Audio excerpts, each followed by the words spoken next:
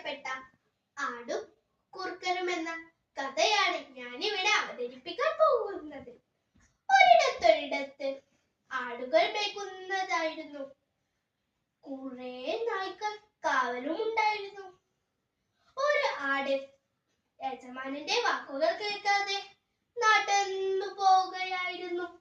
കുറച്ചു കഴിഞ്ഞപ്പോൾ എന്തോ ഒരു ശബ്ദം കേട്ട് ആട് തിരിഞ്ഞു നോക്കി. അതാ ഒരു കുറുക്കൻ.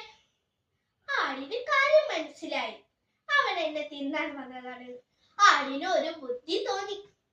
ആട് പറഞ്ഞു, സുഹൃത്തേ, നീ എന്നെ തിന്നാൻ വന്നതാണെന്ന് എനിക്ക് മനസ്സിലായി.